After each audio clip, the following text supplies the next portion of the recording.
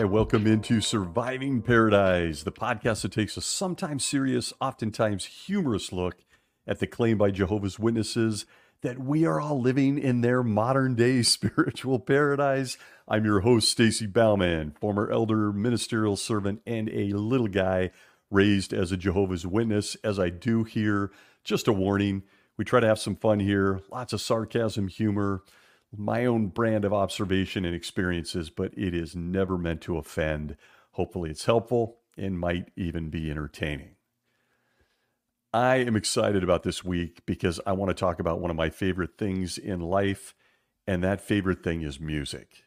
Music is everywhere in my home and goes with me whenever I travel. I have speakers everywhere in my house, including the bathrooms. It's the truth. Full confession, I walk through life with a soundtrack in my head. I really do. How can anyone make an entrance without music playing, if nothing else in your own head?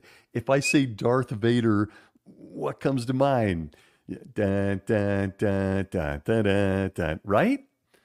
For those of us old enough, when I say conjunction junction, did you just finish the jingle out loud?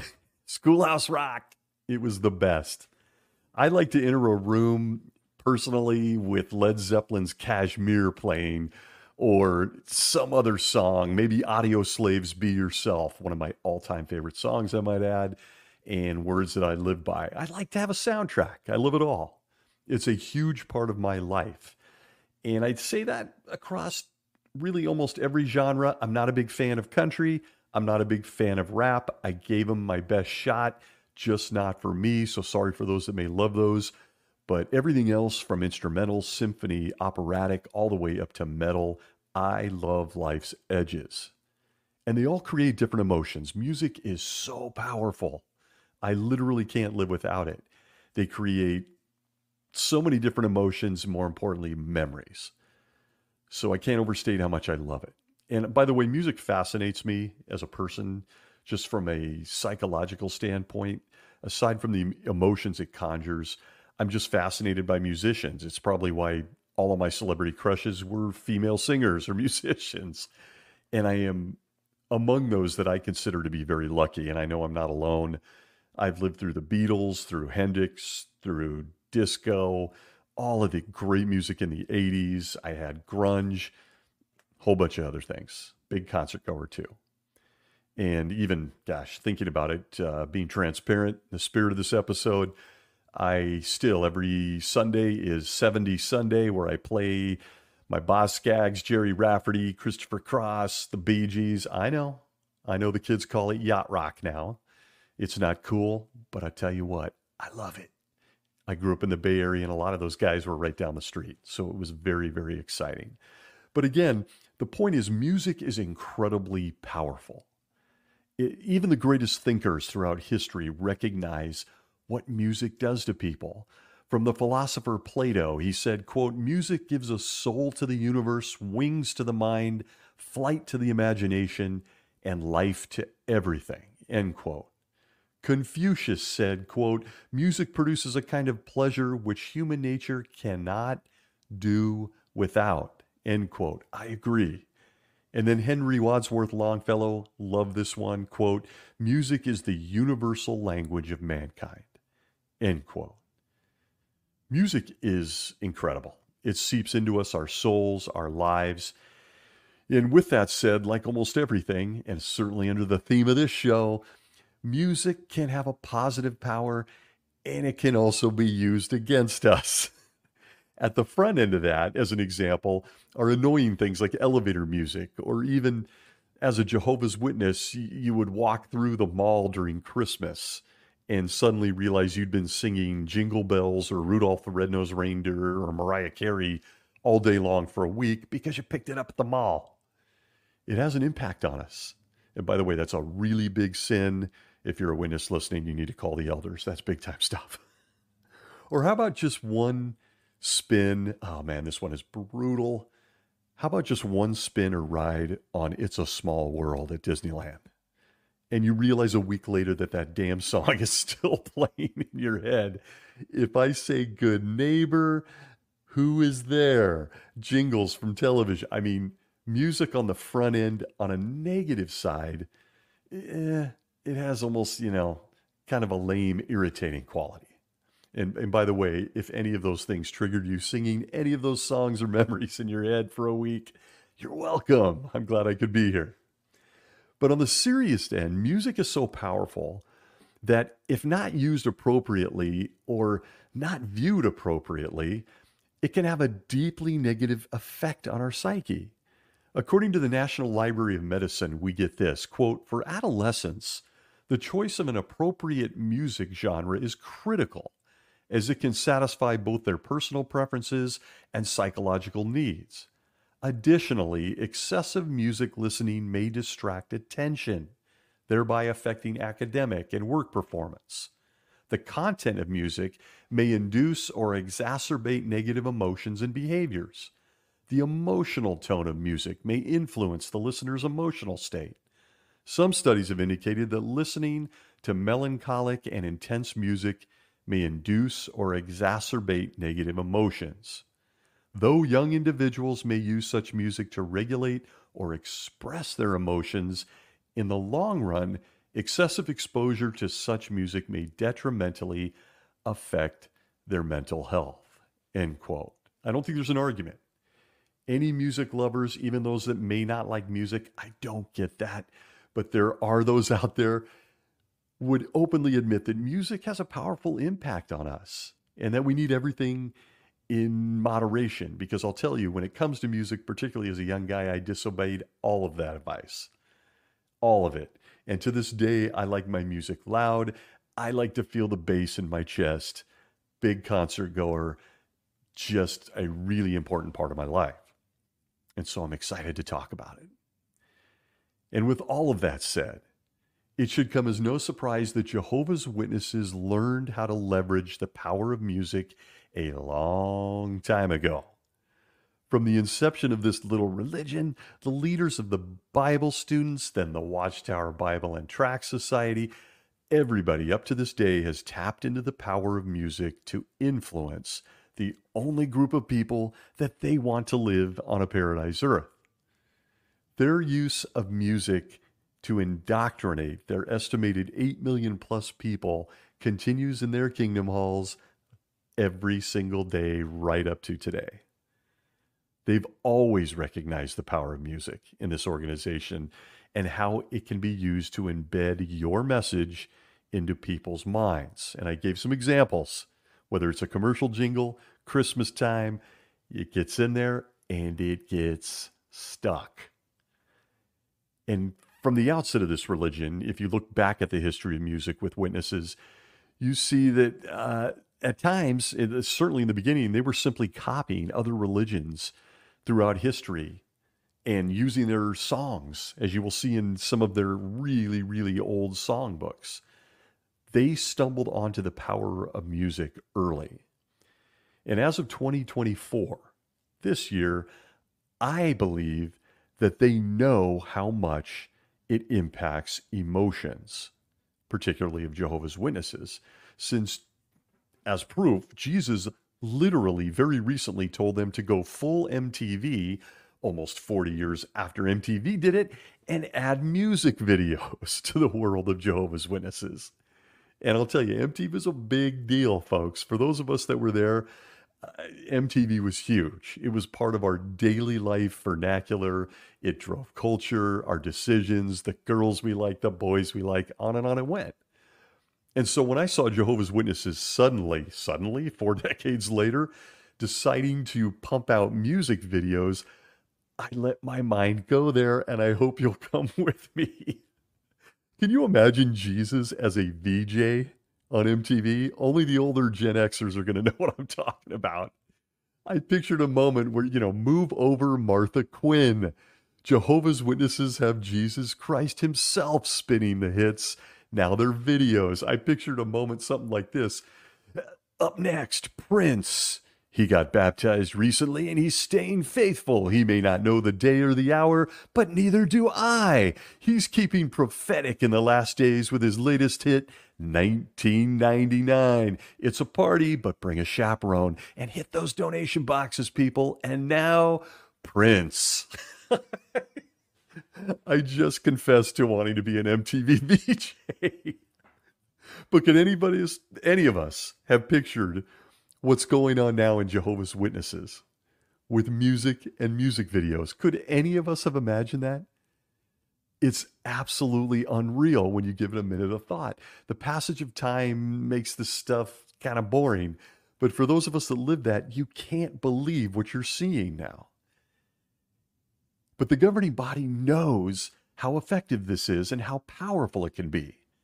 For example, from science and the medical community on the Tallahassee Memorial Healthcare website, we get this, quote, "Music can help retain essential information despite memory loss.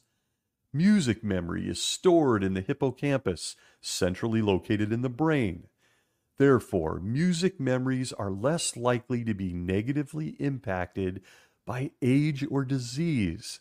Singing, playing instruments, and even dancing can improve pain tolerance because music is often an enjoyable activity. It can activate the release of endorphins, which creates a general feeling of well-being. Music therapy can successfully reduce post-operative pain, physical tension, and influence heart and breathing rates." End quote. So knowing that this is a fact, just imagine if the 9 guys in upstate New York got into a room at some point and decided to harness the power of music to get their message across to millions of people. Doesn't matter if it's good, well-written music or really bad, stupid, ridiculous lyrics. I think you see where this is going. Like most commercial jingles, they could literally, easily control people's sense of well-being, create memories, and even influence their physical bodies. And trust me, they understand the power, and at some point, they most especially put it into action. How about taking a look at how the leadership of Jehovah's Witnesses has attempted to harness the power of music to influence Jehovah's Witnesses? Let's do it. Like most everything inside this group, the governing body wastes no time in comparing what people are doing in the past 2 centuries, the Industrial Revolution, the 1900s, the 2000s. They waste no time in trying to compare our life and how music impacts it with an agricultural society made up of farmers, shepherds, goat herders, whose only concern in life was kicking people off their promised real estate so they could get back to crops and animals. I know, you know where this is going. Even with music, the governing body takes us straight back to ancient Israel to tell us what music should do for us. And yes, you've been warned, the rest is sarcasm. From the October 2024 Watchtower, page 30, under the heading, "Did You Know?"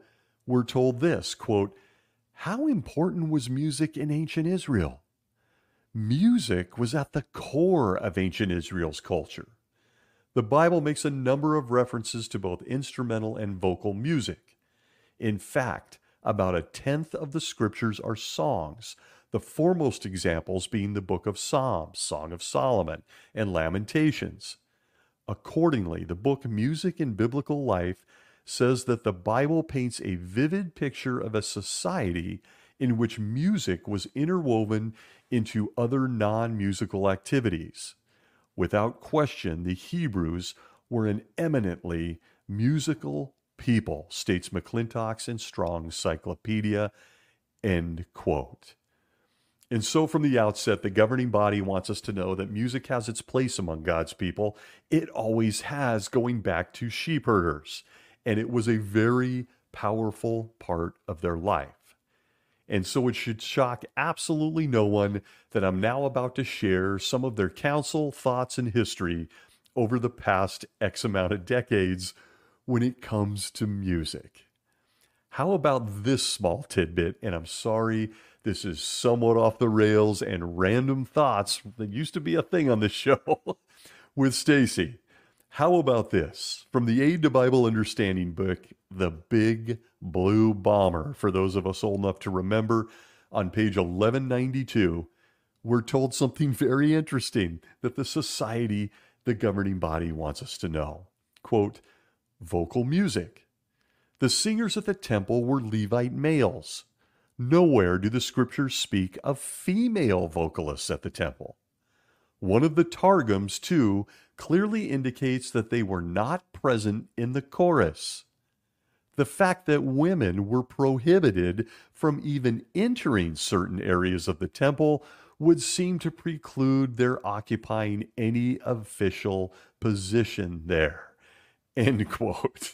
And with that said, some things never change, right?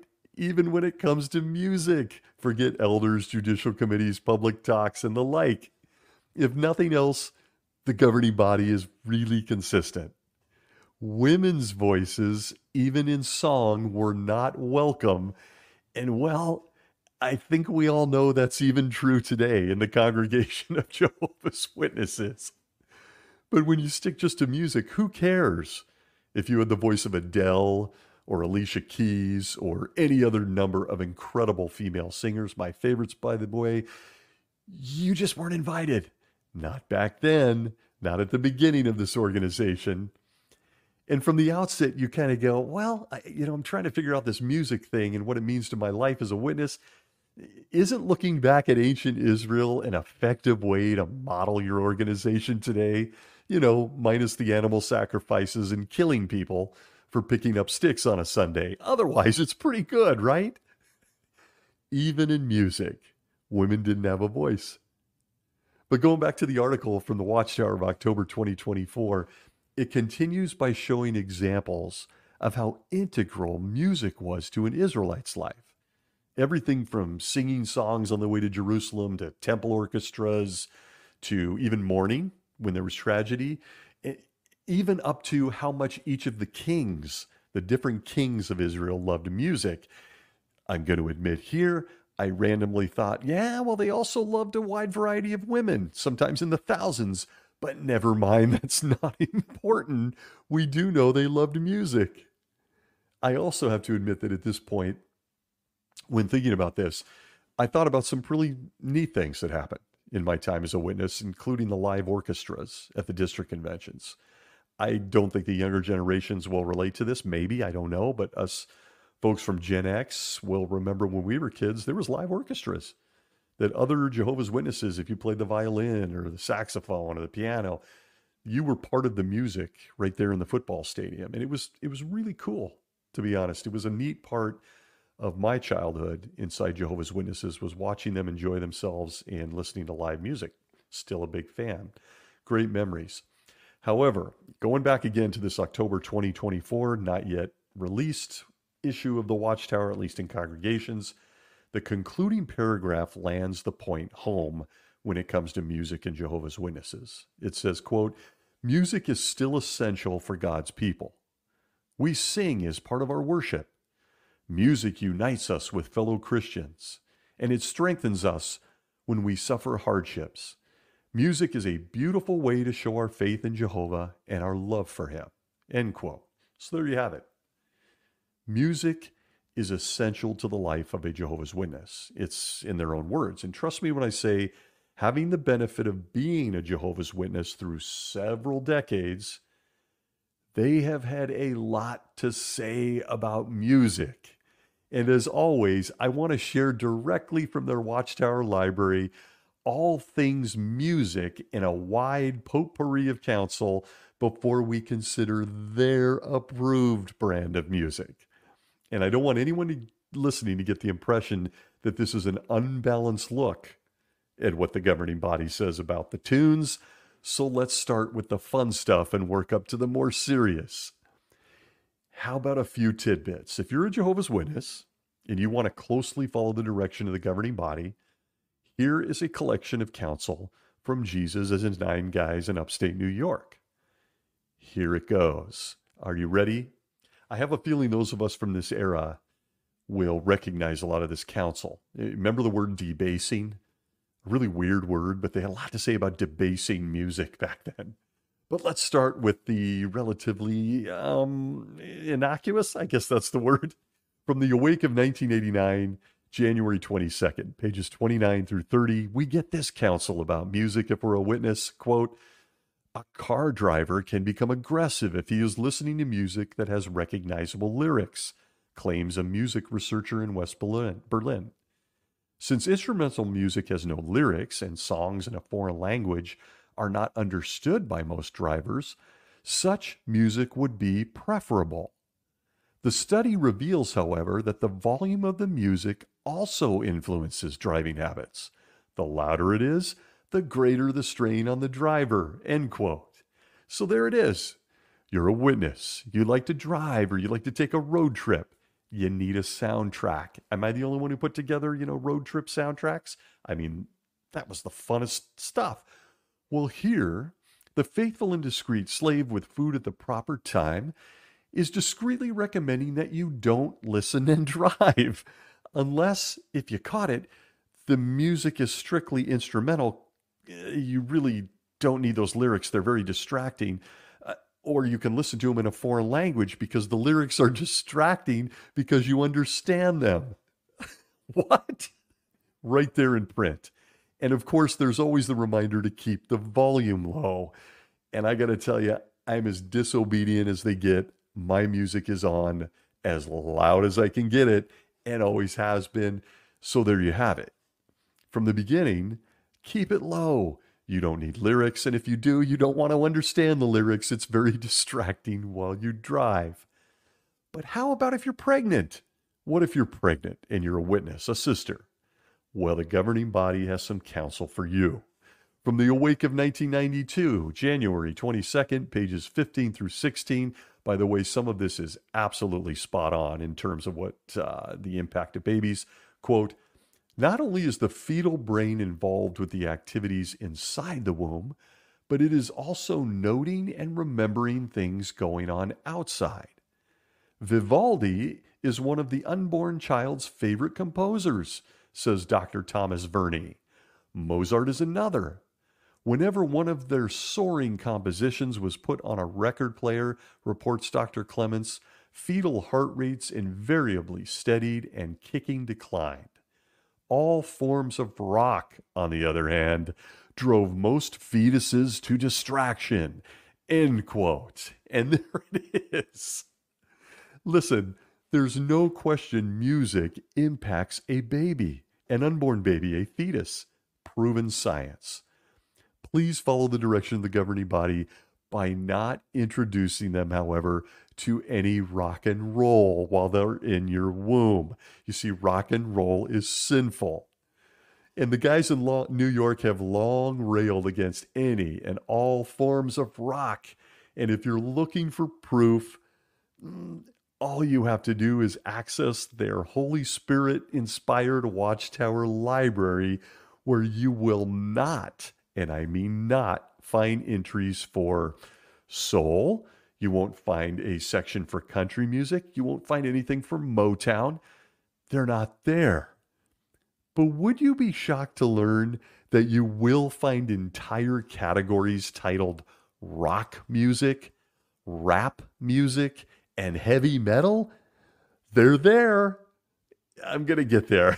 But not to be forgotten from this spiritual buffet from the faithful slave is this interesting tidbit from the Awake of 1988, August 8th, page 30, under Watching the World. Is that still a thing, by the way? Watching the World? Used to skip right to the back to read those. It says this, quote, hooked on Bach.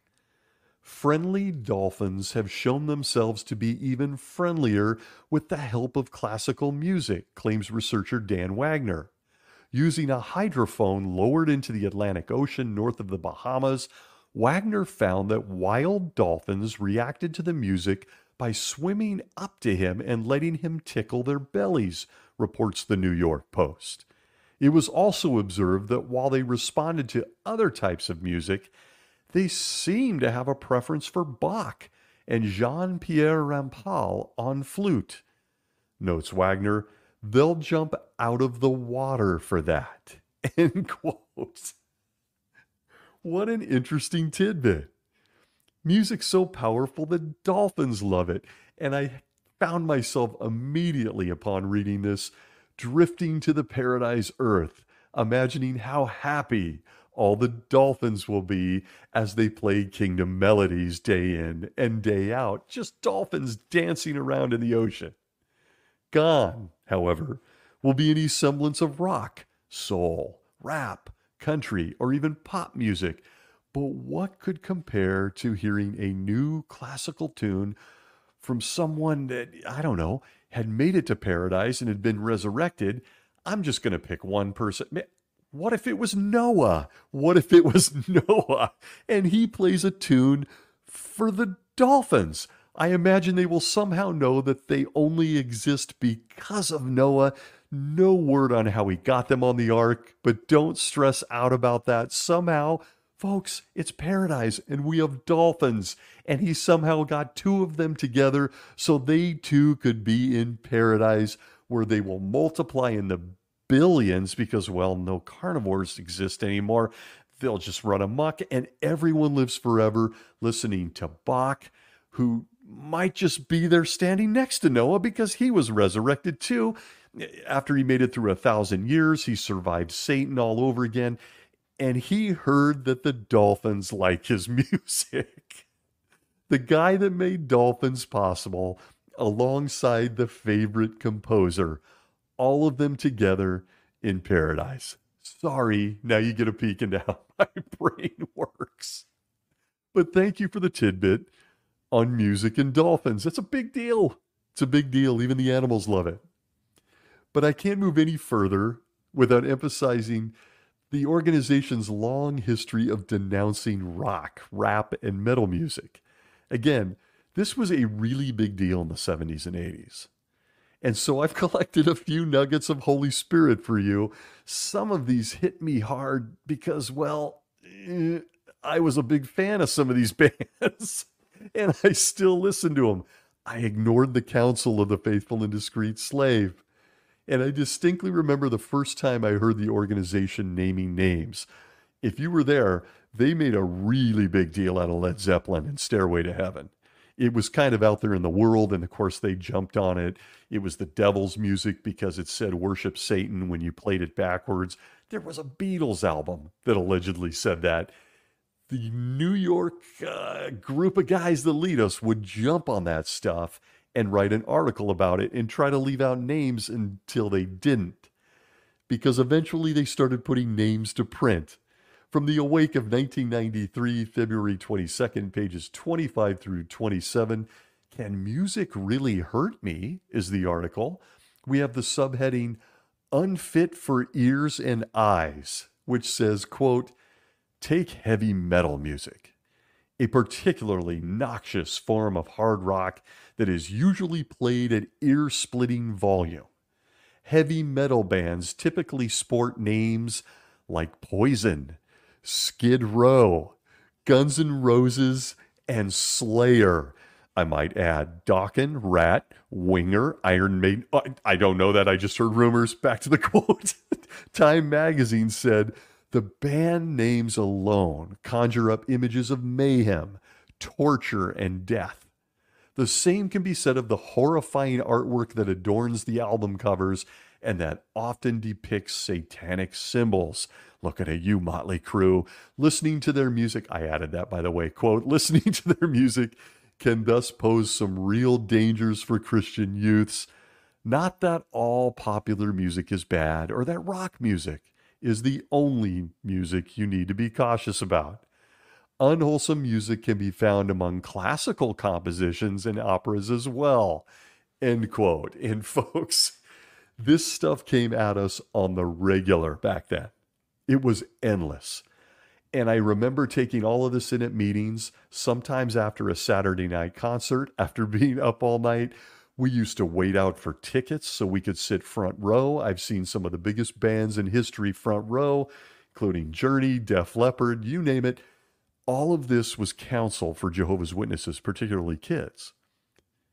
And and when I saw this, I thought, well, I'd like to see a couple of examples of these debasing tunes from operas. You mentioned classical compositions. Can you give me a few?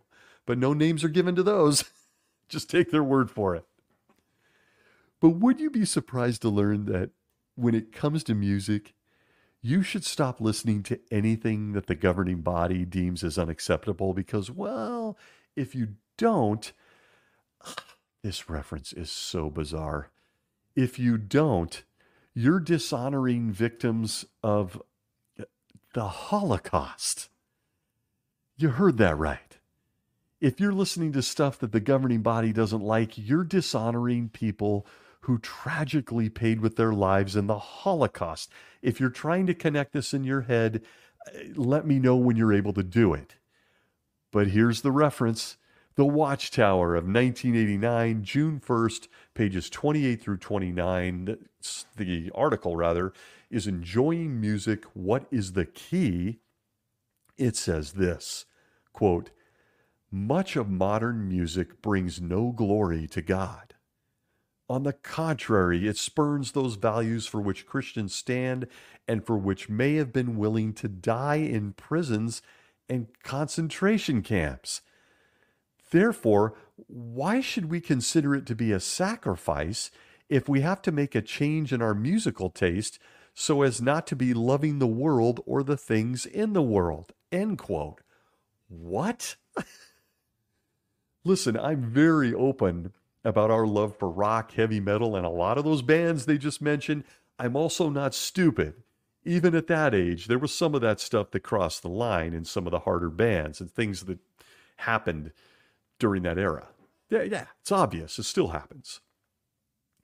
But somehow, some way, this type of thing is put to print. We had people sent to gas chambers. You can at least give up your Ozzy Osbourne albums. That's the counsel. Moving forward, I'm going to forever have this quote in mind when I hear Ozzy's Crazy Train in the future, by the way. I wonder who wrote these articles. Who could it be? Is Jesus really behind this? Somehow listening to rock and roll is equated with disrespecting those who tragically died in concentration camps. What? I just happen to think Dark Side of the Moon is a really good album, very provocative, great lyrics. And now I'm dishonoring some wonderful person that died in a concentration camp? There it is. There it is, the reasoning of the governing body. And then, as we got closer into the 90s, and at this point I was a ministerial servant, actually I was an elder not too long after this, there was rap music, and rap was what they went after. We just simply don't have the time. But one quick story from the Awake of the November 22nd, 1993, page 30, from our readers section says, quote, oh man, my teenage son was recently disfellowshipped from the Christian congregation. I tried my best to stop him from listening to rap music, reasoning with him, showing him Bible principles, sharing articles with him on the subject. But he continued to listen to rap in secrecy, feeling that it had no effect on him. However, he came to do many of the bad things glorified in this music. I am still reeling emotionally from my son's fall. It is my hope that all Christian parents will show appreciation for this information by reading and studying it with their children. End quote. GC from the United States, an unnamed, uncorroborated person who I doubt writes letters in that type of style. Just my take. But take it from us guys in New York, the majority of whom have never had children, that rap music is going to get your kid disfellowshipped.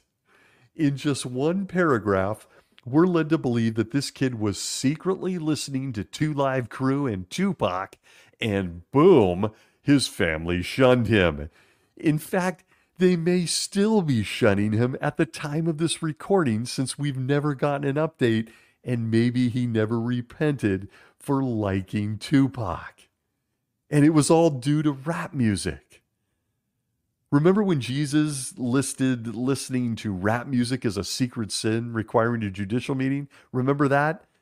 What else did this kid do? Did he party with Snoop? No, he just rapped along in his car on the way to school. Was he associating with Eminem? Look, we don't know. But make no mistake, we still can't find any verses in the Bible that talk about the rapping Hebrew or the rapping Egyptian or the rapping Babylonian or the rapping Roman. None of them. But I can't begin to tell you how badly I wanted to write a rap song right here at this point in this episode. Listen, if you think I'm kidding, I've actually got the title. Are you ready? Snakes, Floods, Plagues, and Prophets. Okay, you take it from there. I'll let you do the next verse. Snakes, floods, plagues, and prophets. Oh, okay, I'm off the rails. But this is a sampling of what you're getting with music, particularly to teenagers, but not just to teenagers, amongst Jehovah's Witnesses over the decades. And I can't finish this quick snapshot of wise counsel without commenting on the big one from my generation, from my early teens. You remember disco. Where are my 70s kids? Anybody listening? We tend to be shaped by those things that were a big deal during our formative years. And I'm just here to tell you that the Bee Gees and Saturday Night Fever were the biggest thing next to partying with Satan and drinking animal blood in the late 70s. I know, because I sat in the Kingdom Hall listening to how terrible it all was. The lights, the polyester, the big hair, the dance moves. Satan himself came to life in the 1970s in the form of disco. I truly want it to be an entire episode, if I'm being honest, but I'm sure most people would be bored stiff. You had to be there to understand how powerful it was. Nobody wants to listen to it anymore. But disco was a really big deal. Really big. I would put disco comparable to a younger JW today to maybe something like social media or pornography in how they talk about it. It was so awful. But disco has such a rich musical history with Jehovah's Witnesses. It's hilarious. I'll keep this brief with an eye on a future episode if I get in the mood. But how about this one? Are you ready? From the Awake of March 22nd, 1979, what are its roots? We get this. Subheading: The Party People Disco's Gay Roots. Is that startling to you? Yes. It is true that homosexuals have had much to do with the development of discos, and they continue to be a major force behind them. The new book, Disco Fever, published a list of discos and observed, some readers will recognize that many of the discotheques listed are gay discos or gay clubs. Billboard magazine, a prominent entertainment trade journal, has estimated that at least 50% of the discotheques in the country are gay, which is not surprising since the disco movement got its primary impetus from the gay community. Invariably, as news about a new gay club with great sound and decor gets around, straight people who want to dance start knocking at the door. End quote. And there it is. And you're going to start to see how disconnected the governing body of Jehovah's Witnesses is as we continue to comment on this thing, music. Disco was bad because gay people liked it. They might have even started it, even as they go on in just mere moments to contradict themselves. We all know that this organization feels about the subject of homosexuality. And despite their horrific and shocking lack of intelligence and their chosen scientific ignorance, biologically, sexually, any of that, they continued to push this. They pushed it hard. All the while, even as a kid, you're sitting there thinking, well, hey, I get my hair cut too.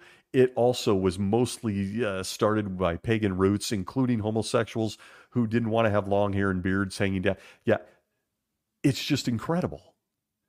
They were taking pot shots at gay people way back then, blaming disco on them. But this same article from 1979, the Awake 22nd, 1979, not only gets worse, but it contradicts itself. It puts to print the following from the May 1977 Disco World magazine in the Awake, where it says, quote, "Talk about roots.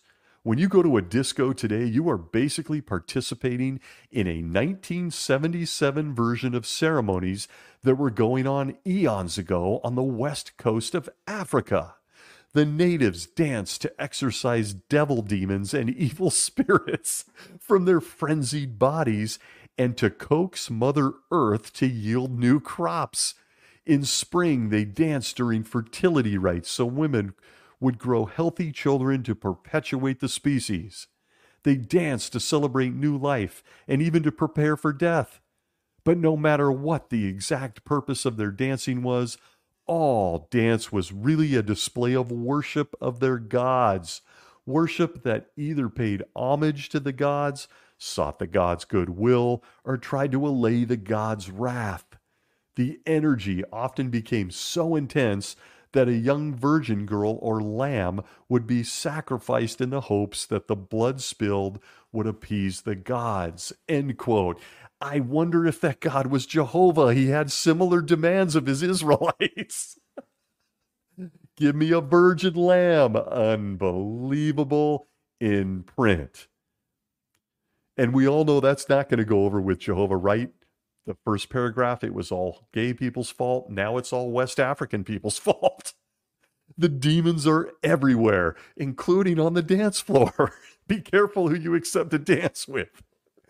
And just knowing how demonic disco was at the 7th grade dance that I snuck out to because I wasn't allowed to go, let's just say this. It was there that I fell in love with Earth, Wind, and Fire, one of the greatest bands ever. And I want to say thank you to them for the very first slow dance I ever got with a cute girl, Maurice White and Philip Bailey. I salute you. You guys are amazing. Never once, by the way, during that 7th grade dance, did I realize I was taking part in a homosexual demonic blood ritual, as the Awake had told me I was. Disco. There it is. I could go on. I'll stop there. But if you're curious, the Watchtower Library also contains experiences showing how music affects cows, how it affects plants, how it affects rats, how it affects kids, and how music even affects Satan and the demons, which is odd because I thought they just told me the demons might have been involved in starting disco. Don't really know, but it's all there for the person who wants to dig into the only organization on earth that will get us all into paradise. I encourage everyone to dig in. A lot of this will be spiritual leftovers in 2024, but music never is. It's timeless. And neither is the printed word of the faithful and discreet slave class. But enough of how evil almost every form of music in the world is. I could keep going. Let's now discuss the soundtrack of a Jehovah's Witness life. The governing body has implemented music into all facets of their organization, outside of maybe the time you're standing in front of a book cart or letter writing or field service, one of those things. Otherwise, when you're at a Kingdom Hall or at a meeting, a Jehovah's Witness always has their songbook in tow, and that's because there's music and there's singing. From the Watchtower of 2010, December 15th, pages 20 through 24, Sing to Jehovah is the article series. We're told this, quote, "More than 100 years ago, Zion's Watchtower explained one of the reasons why our kingdom songs are so important. It stated, the singing of the truth is a good way to get into the heads and hearts of God's people." End quote. You don't say. You might be wondering how it came to be that Jehovah's Witnesses sing 3 songs at every meeting and have published, at least as much as I can count, 12 different songbooks during their time representing the only true God. You might be wondering, why is that? Well, they just told you. Because it's a good way, quote, it's a good way to get into the heads and hearts of God's people. But the same article from 2010 continues, and I got to tell you, it gives us a little snapshot and tidbit that I was not expecting. It tells us this, quote, one evening in 1869, C.T. Russell was returning home from work when he heard singing coming from a basement hall. At that time in his life, he had despaired of ever finding the truth about God. So he had decided to devote himself to his business interests, reasoning that if he made some money, he would at least be able to address the physical needs of people, even if he could not help them spiritually. Sure he did. He decided making money. That was his best. Anyway, quote, back to the article. Quote, Brother Russell entered the dusty, dingy hall and found that religious services were being held there. He sat down and listened. He later wrote that what he heard that night was sufficient under God to reestablish his wavering faith in the divine inspiration of the Bible. End quote. You'll notice from that, and in print, if you'd like to go read it, remember, December 15th, 2010, you'll notice that it was the singing as he walked by contemplating how he just decided, I'll make money. That's what'll help people the most. It was the singing that initially attracted Brother Russell to go into this meeting. I got to tell you, I grew up singing at the Kingdom Hall. And at no point did I ever realize that Chuck Russell was inspired to become Jehovah's mouthpiece after walking by a building of people that would soon be killed at Armageddon unless they followed him in the near future. What? What? The article said that he had given up on finding the truth, so was going to get rich instead. But he had an I'll be damned moment. That singing he heard got him to walk in and sit down at a church service and kick off the organization of Jehovah's Witnesses, first known as Bible students. It was the singing that inspired him, the music. No, not the singing of angels like when Jesus was born, but of those who actually were already inside Christendom. Such an ironic experience. Just when he decided to devote himself to money, he went to a church service and, well, damn, Jehovah's Witnesses are now worth billions. I'm sure these two things are not connected. Not at all. He admits, I think I'll just start making lots of money, but listen to this song. I'm sure he never put the two of them together, even as they just admitted in a past reference. Starting the publishing company was just an accident. It was that beautiful music that captured him. And voila, he found the truth. Oh, and by the way, he also found riches. What a coincidence. All those years singing from those songbooks. Who knew? And I'm sure Chuck looks down on Kingdom Halls today, and he's very proud of the music and singing. The J-Dub songbooks are a fixed part of my experience as a kid and an adult, and I think it's true of every witness. In honesty, as I thought about it, it really was one of my earliest exposures to music. And for those of us that were there, the songbook used to be called Singing and Accompanying Yourselves with Music in Your Hearts. It was a pink book for me as a little kid, which is really weird looking back. Someone had something for the color pink in the 60s and 70s, because we also got a kid's book, the Great Teacher book, that we all got to learn about Jehovah from. It was also pink, or maybe pink ink was cheap. I don't know.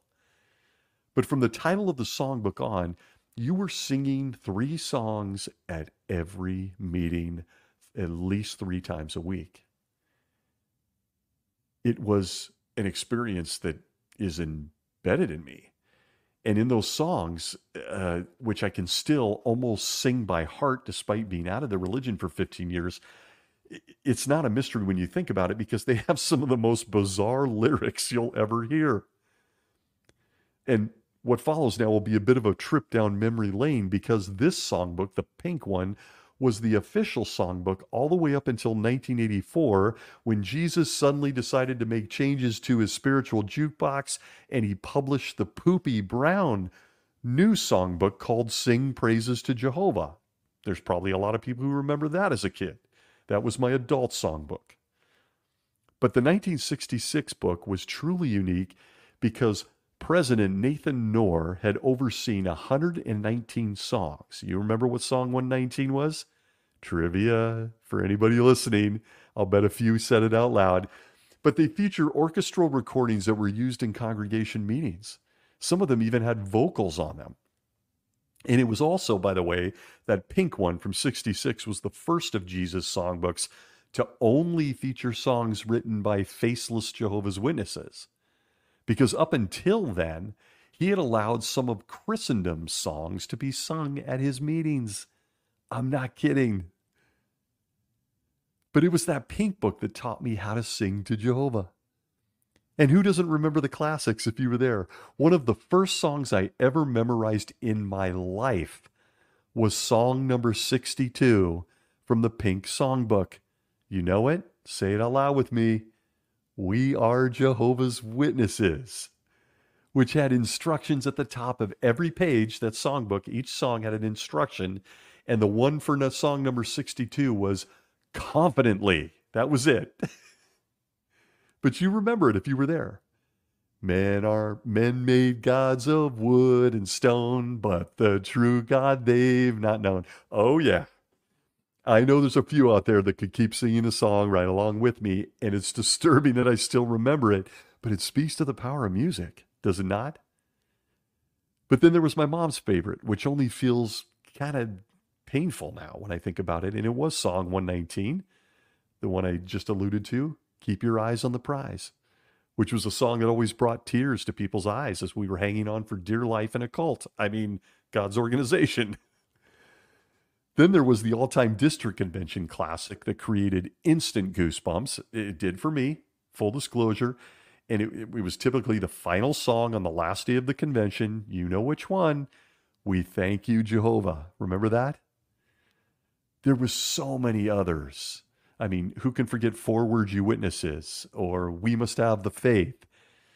And I even remember having a circuit overseer who split up some of the choruses so that the brothers would sing one part, then the sisters sang the other part. He was a former opera singer. I'll never forget that guy.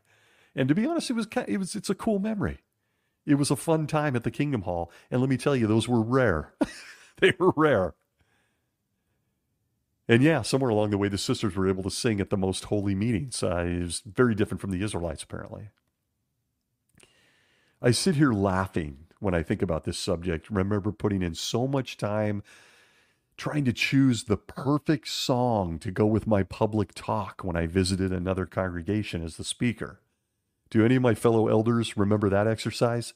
You had a public talk and then you went into the songbook and you had to pick the perfect song to go with it to start the meeting. Remember how the sound servant in the congregation would approach you as you arrived to ask for your song number, and you got to choose it? You were really invested in the public talk. You were the speaker. I have no clue if that is even still a thing, since the public talks are all manuscript now.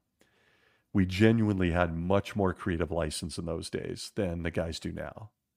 The speaker actually picked the opening song and gave the final prayer after the Watchtower study. Good times. Good memories. Not sure where they are now.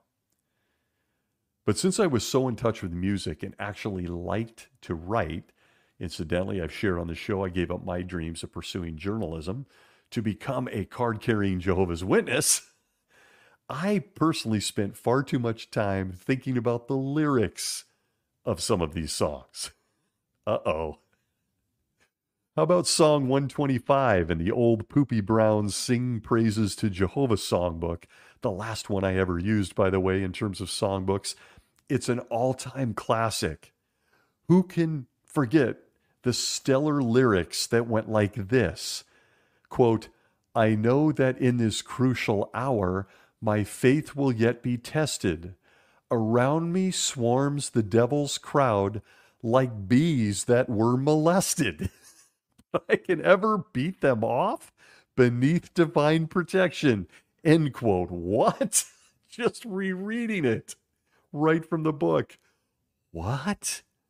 Worldly people were like molested bees? What is going on?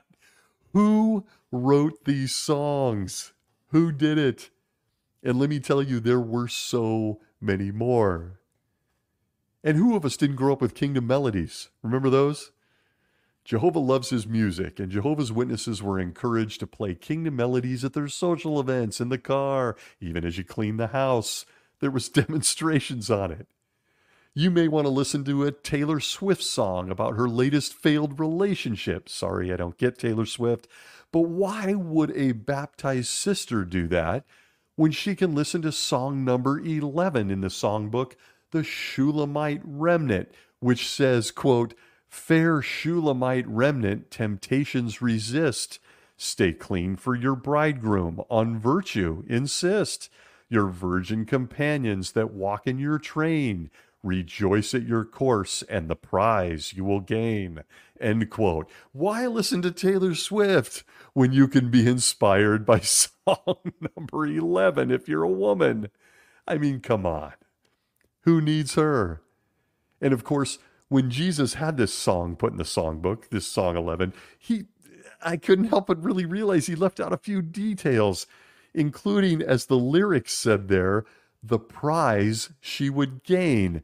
And look, I pick up the Bible to read the story this romantic song was based on. We arrive at the Song of Solomon, chapter 5, verse 7, quoted in the songbook, where the beautiful young woman chases after her shepherd and, wow, well, this is unsettling, is stripped naked and beaten by the city watchman.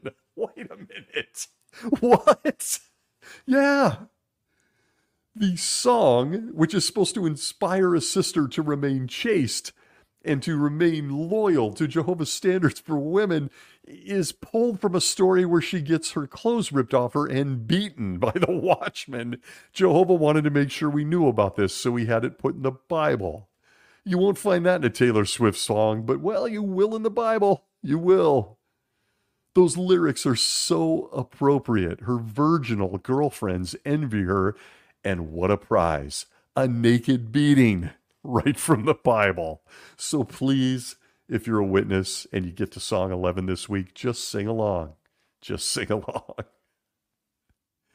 The history of music is such an interesting one with this organization. They went from cassettes to CDs in the late 90s, and now you can even download these classics if you're interested from their website. You can download them, and you'd better appreciate it, I might add. From the Watchtower of 2010, December 15th, pages 20 through 24, that article, Sing to Jehovah, the governing body has this to say about their music. Quote, "It is easy to take for granted the musical accompaniment that we enjoy at our special assembly days, circuit assemblies, and district conventions. A lot of work is involved in its preparation. After the music has been selected, orchestral arrangements must be carefully written for the 64-member Watchtower Orchestra to play. The musicians then spend countless hours reviewing the material that they will rehearse and finally record at our studios in Paterson, New York." That's right, folks. Those donated dollars go to music studios.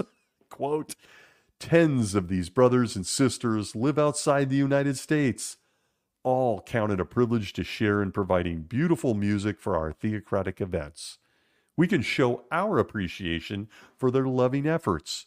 When the chairman at our assemblies and conventions invites us to do so, let us take our seats promptly and listen quietly to the music that has been so lovingly prepared."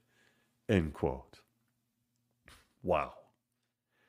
If this is a new thought to you as a Jehovah's Witness, allow me to emphasize this, because this is all I get out of a paragraph like that. A, they have recording studios. That's pretty wild. Won't go there. But think about it. As the world burns, children are abused, and Satan preps for his final fight, Jesus has put together an orchestra and even flies in accomplished brothers and sisters from around the world to record this music. So the next time you're in conversation or gossiping before the meeting starts, once the music hits, would you please shut your mouth, sit down, and hum along? Straight from the governing body. As I walk down memory lane, two additional things come to mind on this subject of music. With the publication of so many songbooks, there's 12 that I can count going back to the 1800s. Does this indicate that Jehovah hates hearing the same songs over and over again, too? I mean, they're sung to him. Those have to become absolutely boring after a while. I mean, music is deeply personal and emotional, and, well, who wouldn't want to hear their most favorite song on a loop over and over and over and over again every day for centuries? Is it still your favorite song? I mean, I couldn't help but think, yeah, it seems pretty clear that Jehovah gets sick of hearing the same music himself. And then there's this thought. Did anyone else in their congregation, I'm sorry, random memories are popping into my head, have that brother or sister who lived for the 3 songs at the meeting at the Kingdom Hall? They would outsing the rest of us. No shame whatsoever. They would sing from the top of their lungs. They would gesture. You could hear them from the other side of the Kingdom Hall. They absolutely loved singing the songs at the Kingdom Hall. Anybody else? Oh my God, we loved that as kids. That one brother or sister who just lived for it. They just went for it. All 3 songs. By the way, some of them had great voices. And some of them thought they had great voices. We would be barely mouthing the words, and there was Sister Jones living out her dream to be an opera singer 3 times every meeting. Maybe it's only a memory I have. We looked for anything to entertain us at these meetings. In the Poopy Brown 1984 songbook, they had that famous picture, you remember, on the back cover of the songbook. Had the Levite priests singing in the temple. Not a woman to be seen. Doesn't matter. But the Levite priests, you open the back cover of the songbook and it was 2 pages of them singing. For those of us that had it, come on. We remember the picture. And I'm going to take it a step further. Who was your favorite priest in this illustration? Did you have one? We used to talk about our favorite priest. And you know, it was that one dude with his mouth wide open, arms out, looking just like Sister Jones at last night's meeting. So many good memories when it comes to music. It's really fun. But like everything inside the world of Jehovah's Witnesses, music is used as a tool by the governing body to indoctrinate millions. They come off as innocent songs, but pay attention to the message. Messages I can still sing by heart. Disturbing.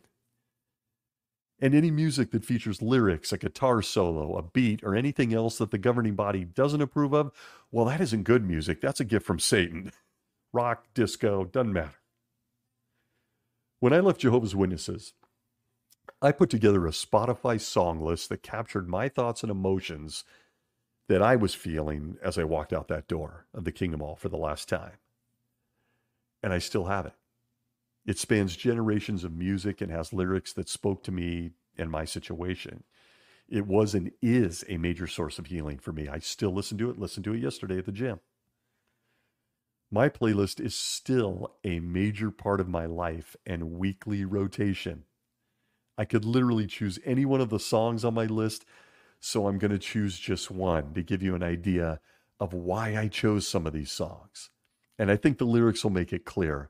This one's one of my favorites. It's from a band called Seether. I love them. Not everybody does. I love the lead singer and his writing. It's from a song called Master of Disaster. It goes something like this, quote, "Leave me to heal on my own with those empty, cool promises. You stole my dreams. Yeah, all my dreams are dead inside. Please let me feel my way home. Without reason or compromise, you stole my dreams. Now all I believe is dead inside." End quote. Love that song. I believe music is an important place to explore for a Jehovah's Witness or to hear. I think that they should lean into music, depending on their circumstance and if they like it. I believe in it. I recommend it. It was so important to me in my journey out of the organization. There's just something about a great songwriter who can capture the feeling that you yourself are having trouble expressing or putting into words. And I'll tell you, for that reason, I really relate to what is now a very famous quote. "Music is my religion," by Jimi Hendrix. And with that, I say to the governing body of Jehovah's Witnesses, I don't need yours. I want to thank you for joining me this week. Just random thought week, wherever you may be. Close your eyes and turn on some music, and be well.